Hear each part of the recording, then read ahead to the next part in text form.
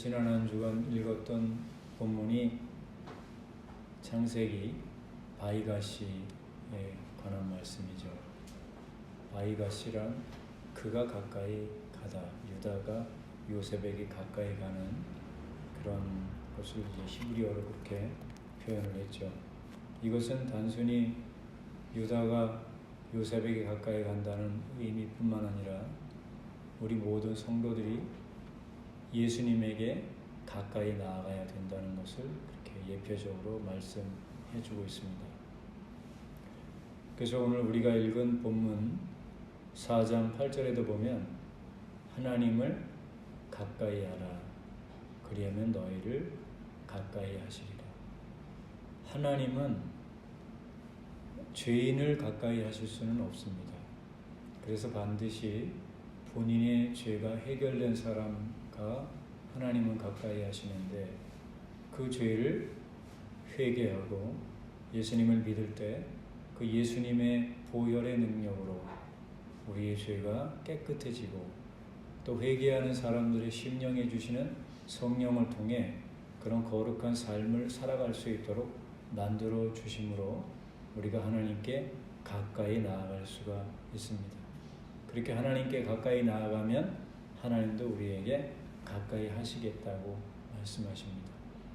지난 한 해도 하나님을 가까이 하며 살아오신 생애였다면, 이제 새롭게 다가오는 한 해에는 더더욱 마음을 새롭게 해서 하나님께 더 가까이 가는 그런 은혜가 있기를 바랍니다. 성경에서 말하는 가까이라고 하는 건 인간적으로 어떤 거리를 좁혀진다는 의미만 있는 게 아니라, 사실 가까이는 하나님이 내 심령 가운데 계신 것을 말씀하시는 거예요. 그래서 하나님이 성령으로 내 심령 가운데 계심으로 늘 그분과 가까이 하셔야죠. 성경에서는 하나님을 가까이 하는 방법을 신명기에서는 하나님 앞에 기도할 때마다 하나님이 가까이 하신다고 말씀했기 때문에 우리가 날마다 하나님 앞에 교제하는 시간, 그 기도를 통해서 하나님과 가까이 해야 되겠죠. 그리고 하나님을 가까이 하는 사람은 당연히 그분이 말씀하시는 음성을 듣게 되는데, 그것은 기록된 성경 말씀을 통해서 하나님이 우리에게 말씀하심으로 창세기부터 요한계시록에 있는 말씀들을 주야로 묵상함으로 하나님이 우리에게 말씀해 주시고, 그래서 그것을 통해서 하나님께 가까이 나아가는 그런 은혜가 있어야 합니다. 자, 이렇게 하나님께 가까이 가는 삶을 살아야 하는데, 그 하나님께 가까이 나아가는 삶을 사는 데서 가장 중요한 것이 오늘 우리가 읽은 4장 7절 말씀에 하나님께 복종할지어다, 그리고 마귀를 대적하라 그러죠. 그래서 우리가 하나님께 가까이 가려면 먼저 하나님께 복종해야 됩니다. 그리고 뒤에 나온 말씀처럼 마귀를 대적해야 되겠죠. 마귀라고 하는 존재는 하나님과 인간 사이를 내어서 하나님께 가까이 가지 못하도록 만들고, 하나님의 뜻에 반대되는 죄악을 짓도록 만드는 존재이기 때문에 반드시 마귀를 대적하는 것이 필요합니다. 대적하기 위해서 선행되어져야 될 조건이 4장 7절에 있는 너희는 하나님께 복종할지어다 라고 말씀합니다. 하나님께 복종하는 것이 먼저입니다. 하나님께 복종하면 하나님의 뜻대로 순종하는 삶을 사는 것이고, 하나님 앞에 순종하는 삶을 살면 당연히 마귀를 대적하게 될 것이고, 마귀를 대적하는 사람은 마귀가 피하게 되고, 마귀를 피하니 하나님은 우리와 가까이 하시는 삶을 살게 되는 것이죠. 그래서 이 복종한다 라고 하는 이 말을 헬라어 원어를 찾아보면 휘포타소라고 하는 말인데요. 이 말은 휘포라는 건 어디 아래에 라는 뜻이고, 타소라고 하는 말은 지정되어져 있다, 놓여졌다, 그런 말이거든요. 그래서 이 말의 뜻은 뭐냐면 어디 아래에다가 잘 정리정돈된 상태다라는 말이에요. 그래서 하나님이 마련해 놓으신 하나님이 이미 해놓으신 그 상태에 잘 놓여져 있는 그것을 하나님께 복종한다 그렇게 말해요. 그래서 이 휘포타스라는 것을 영어로 번역을 하면 under, 어디 아래라는 뜻이고 arrange라는 건 잘 정리하다 그런 말이거든요. 그러니까 잘 정리되어 있는 상태로 하나님이 정리해 놓으신 상태 아래 놓여져 있는 그걸 복종한다라고 그렇게 말씀합니다. 우리가 하나님께 복종하는 삶을 살아야 됩니다. 그래서 성경은 빌립보서 3장 21절에 그는 만물을 자기에게 복종하게 하실 수 있는 자의 역사로 우리의 낮은 몸을 자기의 영광의 몸의 형체와 같이 변하게 하시리라 그렇게 말씀해요. 예수님께서 우리를 재림하러 오실 때 살아남은 사람들이 예수님의 재림을 목격하게 된다면 살아남은 사람들이 그 몸이 변화되어진다라고 할 때 그 자기에게 복종하게 하실 수 있는 자라고 하는 말에 나온 말이 바로 오늘 나와 있는 이 하나님께 복종할지어다라는 말과 똑같은 말입니다. 그리고 이 말씀은 고린도전서 15장 28절에도 나와 있는데 만물을 그에게 복종하게 하실 때에는 아들 자신도 그때의 만물을 자기에게 복종하게 하신 이에게 복종하게 되리니 이는 하나님이 만유의 주로서 만유 안에 계시려 함이니라 이렇게 말씀하죠. 만물을 그에게 복종하게 하신다. 그러니까 하나님에게 모든 만물이 다 복종하게 된다는 거죠. 그리고 아들도 그때에는 하나님 아버지께 복종하게 된다라고 말씀하는 거예요. 만물도 다 하나님께 복종한다면 그 만물 가운데 속해 있는 우리도 역시 하나님께 복종해야 되지 않겠습니까? 예수님께서도 이 세상에 계실 때 하나님과 동등된 분이셨음에도 불구하고 인간의 모습으로 오셨을 때는 하나님 아버지께 온전히 복종하는 그런 삶을 사셨습니다. 예수님은 하나님 아버지와 함께 계셨던 하나님이셨기 때문에 그분은 세상을 다스리시는 분이셨습니다. 그래서 시편 8편 6절에 보면 주의 손으로 만드신 것을 다스리게 하시고 만물을 그 발 아래 두셨다. 이건 예수님에 대한 예언인데 예수님도 하나님이 만드신 모든 것을 다스리시는 분이에요. 그러니까 하나님 아버지가 창조주이실 뿐만 아니라 하나님 아버지와 함께 계셨던 그 예수 그리스도도 동일하게 창조주 하나님이시죠.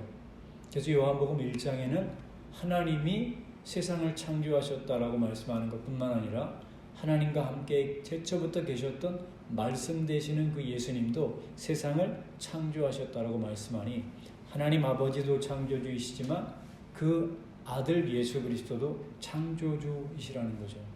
그런데 그 예수님이 이 땅에 계시는 동안에는 하나님과 본체인 것을 포기하시고 인간의 모습으로 오셔서 하나님 아버지께 온전히 복종하시는 삶을 살았다는 겁니다.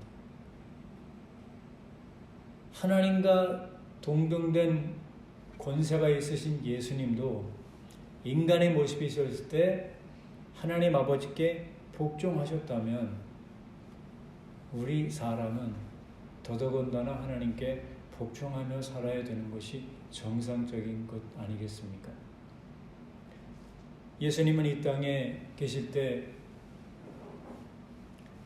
성령을 통해 마리아에게서 나셨죠. 그리고 그 아버지는 요셉이었습니다.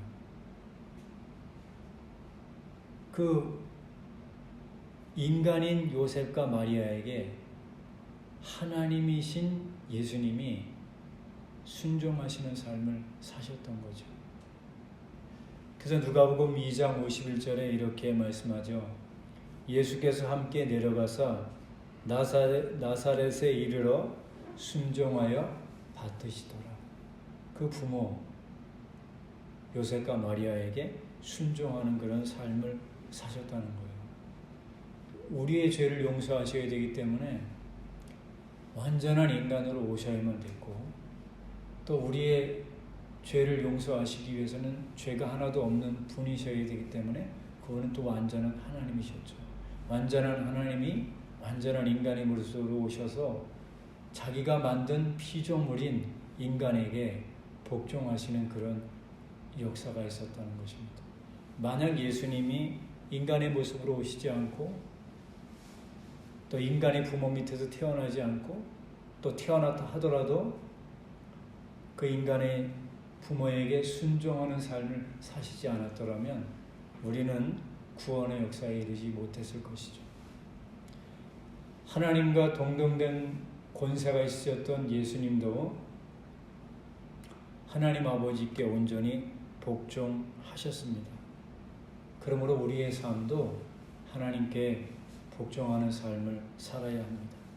그러면 예수님이 어떻게 하나님께 복종하는 삶을 사셨는가 하면 하나님께서 그분에게 주신 모든 삶을 완벽하게 다 순종하시는 분이셨습니다. 그래서 예수님께서는 요한복음 4장 34절에 예수께서 이르시되 나의 양식은 나를 보내신 이의 뜻을 행하며 그의 일을 온전히 이루는 것이다. 예수님은 하나님 아버지께 온전히 순종하시는, 복종하시는 삶을 살았다는 것이죠. 그리고 요한복음 6장 38절에도 예수님이 이 땅에 내려오신 그 목적을 이렇게 말씀하죠. 내가 하늘에서 내려온 것은 내 뜻을 행하려 함이 아니요 나를 보내신 이의 뜻을 행하려 함이다. 즉 예수님은 본인의 뜻도 계셨겠지만 본인의 생각도 계셨겠지만 본인의 생각과 뜻대로 하시지 않고 하나님 아버지께서 이 땅에 예수님을 보내신 그 구속의 사역을 이루시기 위해서 온전하게 복종하시는 삶을 사셨다는 것입니다. 그래서 예수님께서는 요한복음 8장 29절에 이렇게 말씀하세요. 나를 보내신 이가 나와 함께 하시도다. 나는 항상 그가 기뻐하시는 일을 행함으로 나를 혼자 두지 않으셨다. 예수님은 언제나 하나님께 복종하셨습니다. 그리고 십자가를 앞에 두시고도 기도하시지 않습니까?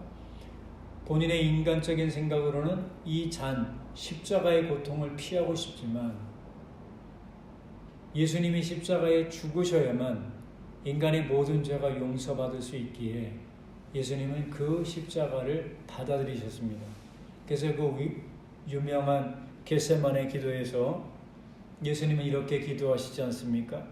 마태복음 26장 39절에 나의 원대로 마옵시고 아버지의 원대로 하옵소서 라고 하시면서 자기의 인간적인 뜻을 완전히 포기하시고 하나님께 온전하게 복종하시는 삶을 사셨습니다. 그리고 예수님의 제자 가운데 한 사람이 예수님을 잡으려고 오는 그런 무리들 가운데 대제사장의 그 종이었던 말고라고 하는 사람의 귀를 베어버리는 것을 예수님이 보시고 그 말고의 귀를 낫게 해주시면서 검으로 흥하는 자는 검으로 망한다라고 말씀하시면서 이렇게 말씀하잖아요. 너는 내가 내 아버지께 구해서 지금 12군단도 더 되는 천사를 보내시게 할 수 없는 줄로 아느냐? 내가 만약 그렇게 하면 이런 일, 예수님이 잡히시고 고난당하시고 십자가에 죽으시고 부활하시고 승천하시는 이 구속의 사역이 어떻게 이루어지겠냐? 이런 일이 있으리라 한 성경이 어떻게 이루어지겠냐라고 예수님이 말씀하시죠. 여기서 12군단이라고 말하는 이것은 헬라어로 레기온인데 이 레기온이라고 하는 말은 그때 당시 로마의 군단의 병력이었습니다. 1군단의 병력이 몇 명이냐면 대략 6천 명입니다. 그렇다면 12군단이 된다면 7만 2천 명의 천사를 동원하실 수 있음에도 불구하고 그것을 포기하셨다는 거예요. 우리가 성경의 기록들을 살펴보면 천사가 얼마나 강력한 힘을 가지고 있는지 우리는 알고 있지 않습니까? 사네립이 히스기야 왕이 통치하고 있을 때 유다를 침공했을 때 천사 한 사람이 18만 5천 명의 아수르 군사를 다 죽이게 하는 걸 보면 한 명의 천사도 엄청난 능력이 있는데 하물며 12군단, 12군단이나 되는 엄청난 천사들을 통해서 자기를 잡으려고 왔던 대제사장들의 무리 그리고 로마 병정들을 얼마든지 물리칠 수 있었음에도 불구하고 예수님이 그것을 포기하신 이유가 뭐냐면 성경에 계시된 예수님의 구속의 사역을 이루시기 위해서 하나님께 온전히 복종하셨다는 겁니다. 그리고 예수님은 십자가 위에 죽으시는 그 순간 속에서도 그냥 돌아가실 수도 있지만 요한복음 19장 28절에 그 후에 예수께서 모든 일이 이미 이루어진 줄 아시고 성경을 응하게 하려 하사 이르시되 내가 목마르다 라고 말씀해서 그냥 목마르다는 말씀 안 하시고 돌아가실 수도 있는데 목마르다라고 말씀하신 이유가 뭐냐면 시편 69편 21절에 예수님의 십자가에서의 죽음을 예언한 예언의 말씀을 이루시기 위해서입니다. 그들이 쓸개로 나의 음식물로 주며 목마를 때에 초를 마시게 하였다라고 하는 이 말씀을 성취하도록 하시기 위해서 예수님은 다 이루었다라고 말씀했습니다. 이 쓸개라고 번역된 말은 히브리어에서는 로시라고 해서 쓴 쑥에 해당되는 것입니다. 그리고 이 초라고 하는 건 포도를 발효시킨 것을 초라고 하는데 마가복음 15장 23절에 보면 몰약탄 포도주를 예수님에게 로마 병정들이 줍니다. 왜 주느냐 하면 몰약탄 포도주는 마취의 효과가 있기 때문에 그래도 로마 병정들이 예수님에 대해서 어떤 선의를 베풀고자 하는 의도로 그 입에다가 쓸개탄 포도주를 이렇게 대신 거예요. 근데 예수님은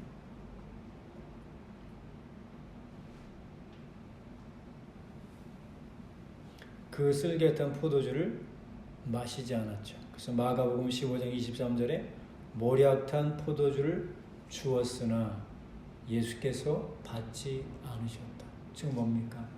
하나님이 예수님을 이 땅에 보내신 건 인간이 지은 모든 죄를 다 그분에게 짊어지우시기 위해서 온전하게 고난을 다 받으신 겁니다. 그러니까 예수님은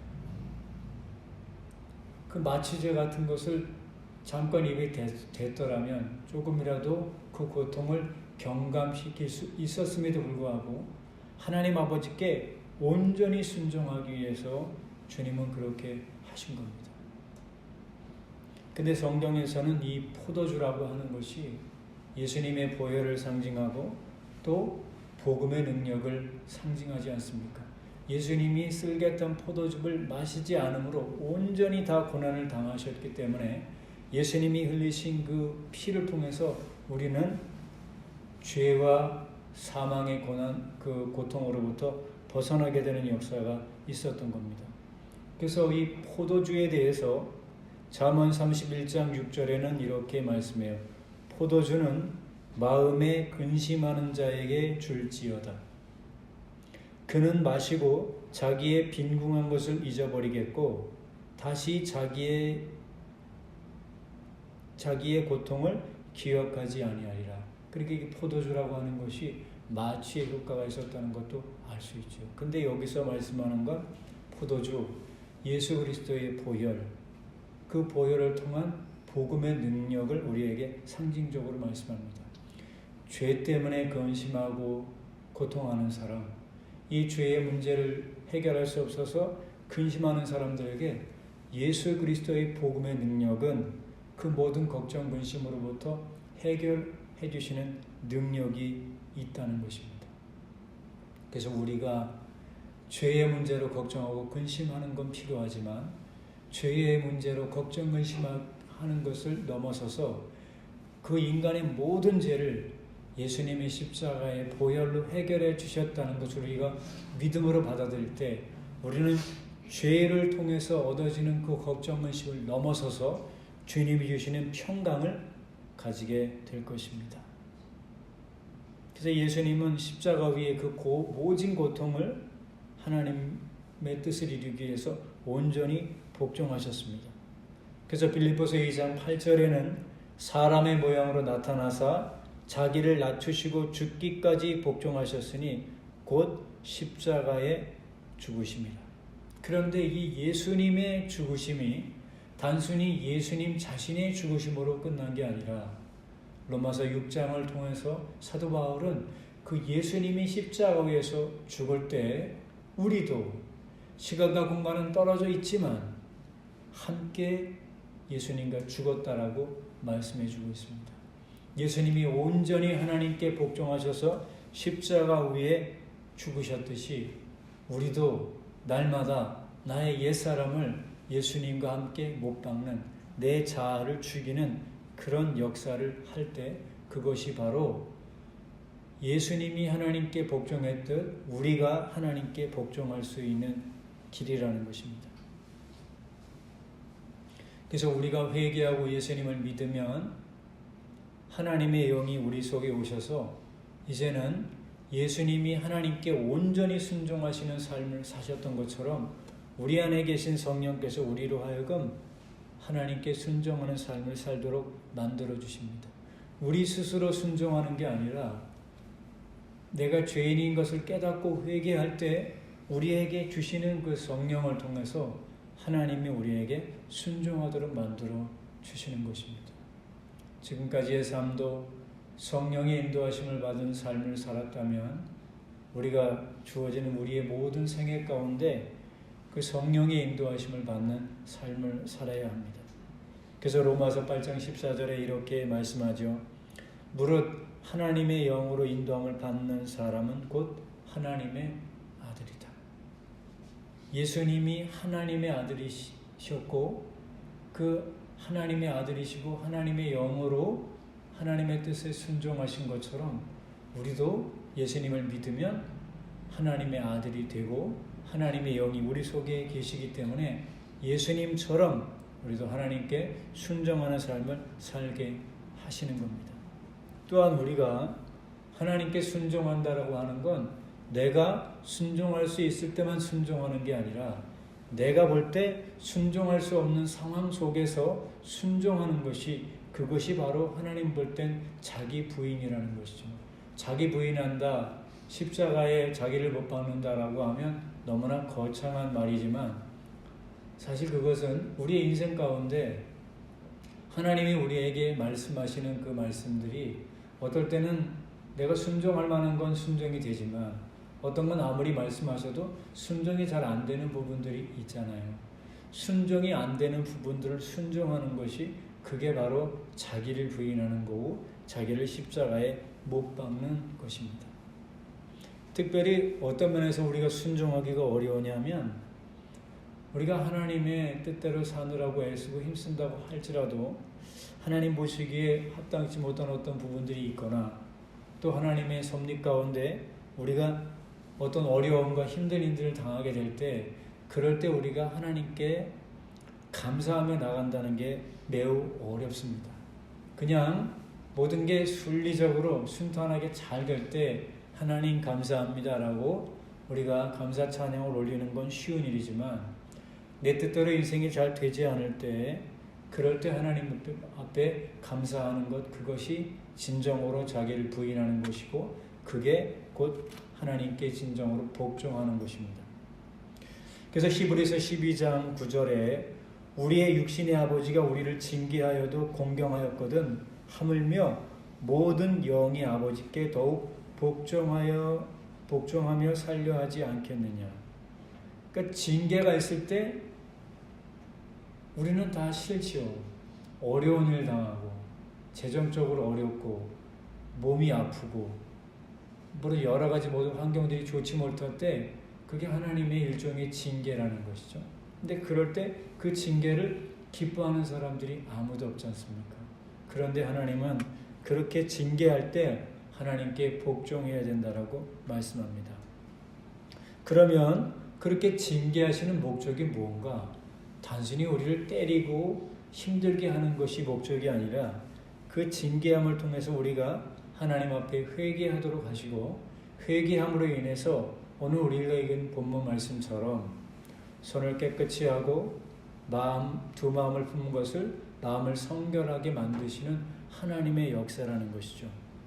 그래서 히브리서 12장 10절에는 그 징계하는 것을 통해서 그의 거룩하심에 참여하게 하신다라고 말해요.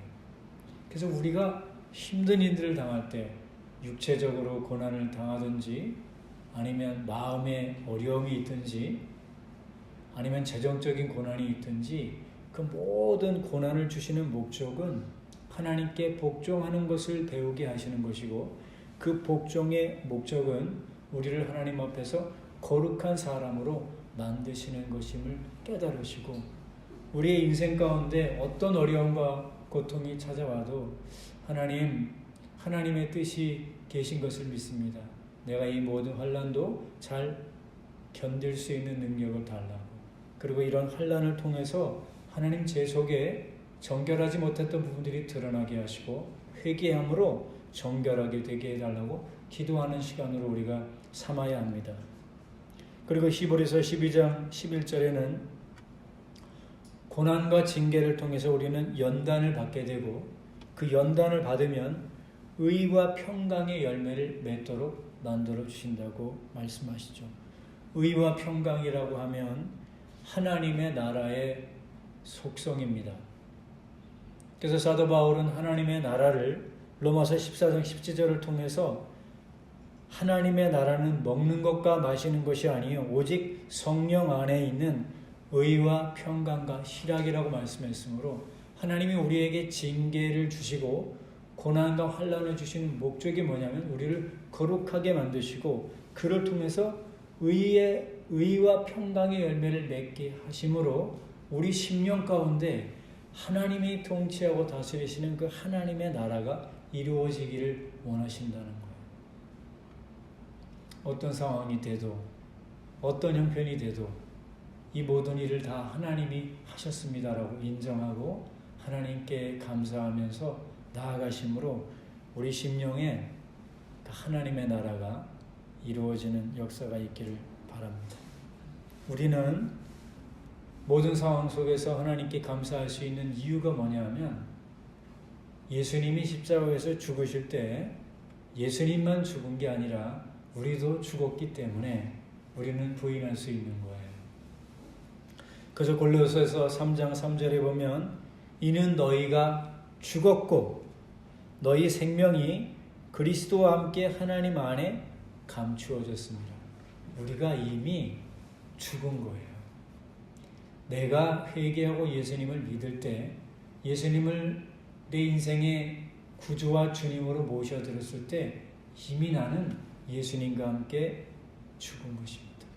죽은 자는 말이 없습니다. 죽은 자는 주어지는 모든 상황과 환경을 하나님이 주셨음을 믿고 그대로 받아들이고 감사하는 사람입니다. 그래서 로마서 6장 2절에 죄에 대하여 죽은 우리가 어찌 그 가운데 더 살리요? 라고 말씀했고, 6장 7절에는 이는 죽은 자가 죄에서 벗어나 의롭다 하심을 얻었다. 우리는 예수님과 함께 죽었기 때문에 예수님의 의가 우리의 의가 되었고, 그래서 우리는 하나님 앞에 의로운 자가 된 것입니다. 그리고 6장 11절에는 너희는 너희 자신을 죄에 대하여 죽은 자요 그리스도 예수 안에서 하나님에 대하여는 살아있는 자로 여길지어다. 하나님의 말씀을 있는 그대로 믿으십시오. 우리는 예수님이 십자가에서 죽으실 때 이미 죽은 자입니다. 그러므로 우리는 나는 죄에 대해서 이미 죽었다. 그리고 하나님께 대하여는 살아있다라고 고백하시면서 살아가실 때 그 십자가의 능력이 우리의 삶에 역사하게 될 것입니다. 이것이 바로 하나님께 온전히 복종하는 삶을 살아가는 겁니다.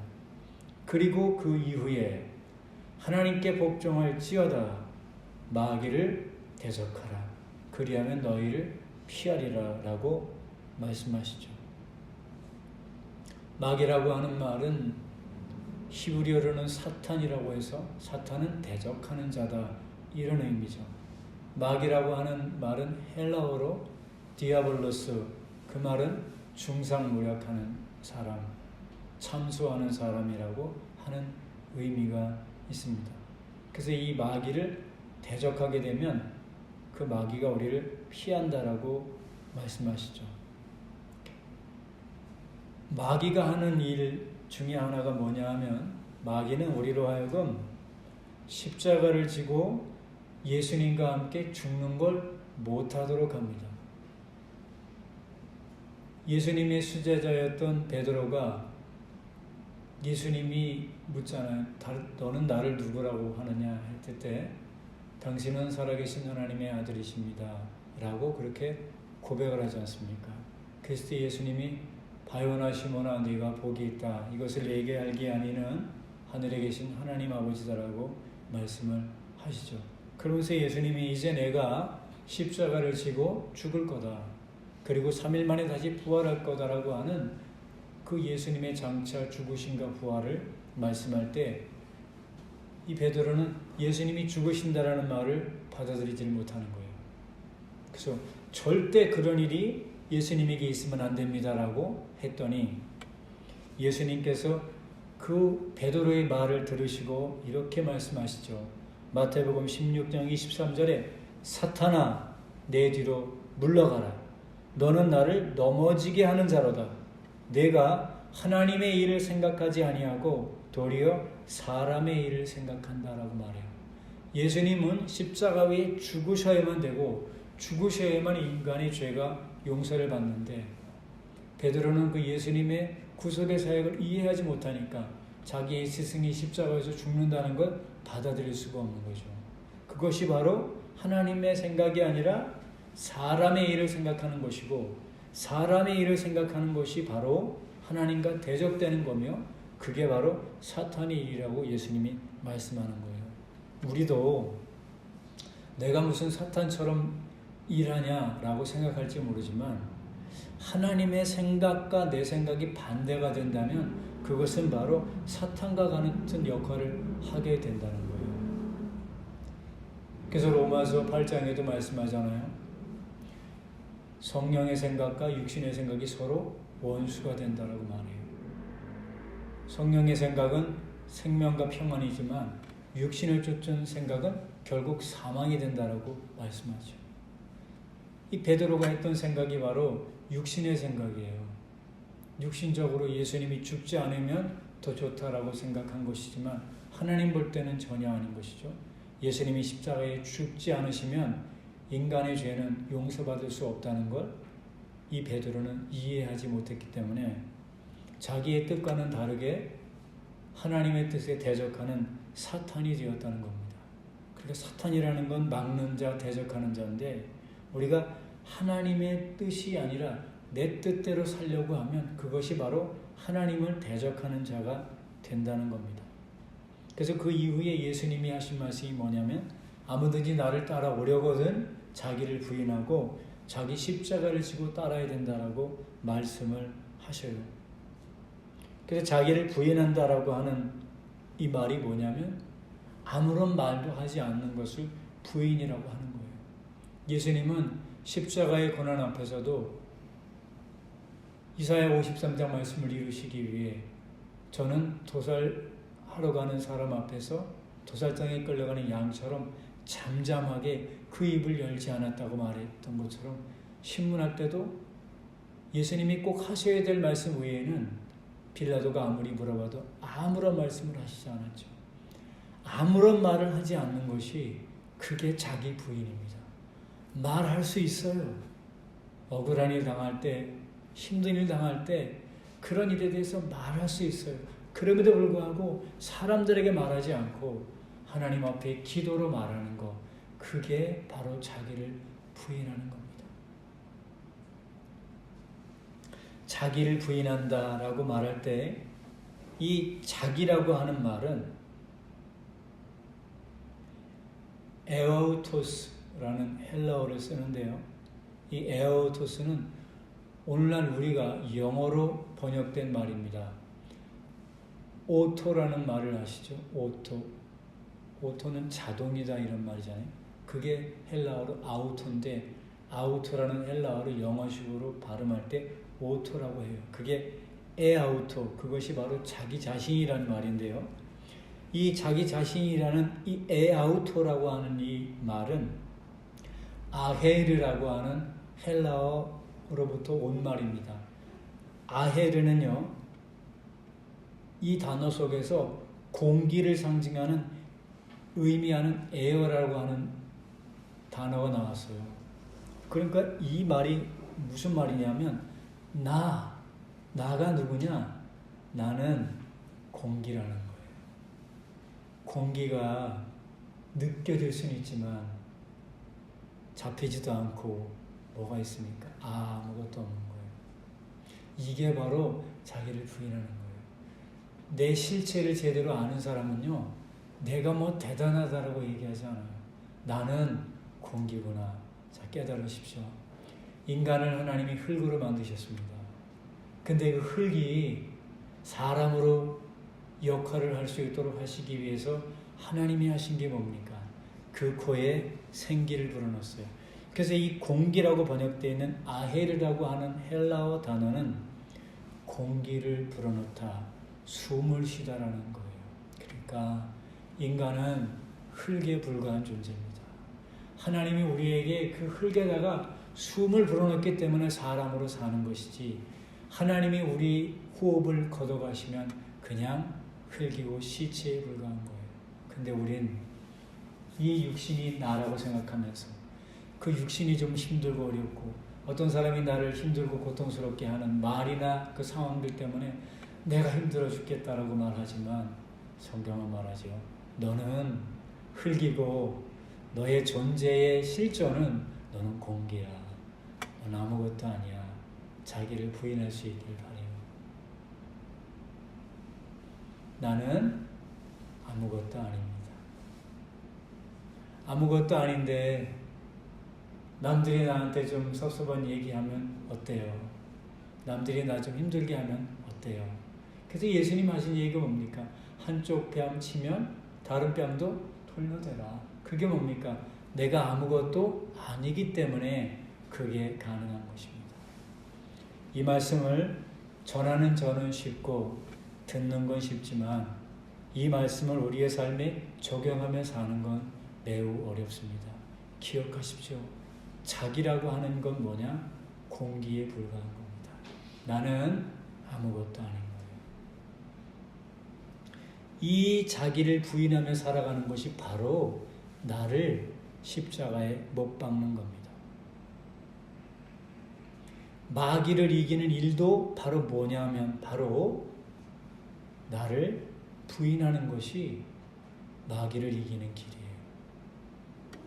그래서 요한계시록 12장 11절에 우리 형제들이 어린 양의 피와 자기들이 증언하는 말씀으로써 그를 이겼으니 그들은 죽기까지 자기들의 생명을 아끼지 않았다. 이긴다는 게 뭐냐? 내가 죽는 겁니다. 복음을 위해서 내가 죽는 것이고, 내가 너무 힘들고 어려운 상황 속에서 그 모든 상황 속에서도 하나님께 감사하며 묵묵히 그 길을 걸어가는 것이 바로 자기를 부인하는 것이고 십자가를 지는 것이며, 그게 바로 죄에 대해서 죽는 거고, 그게 바로 마귀를 대적하는 겁니다.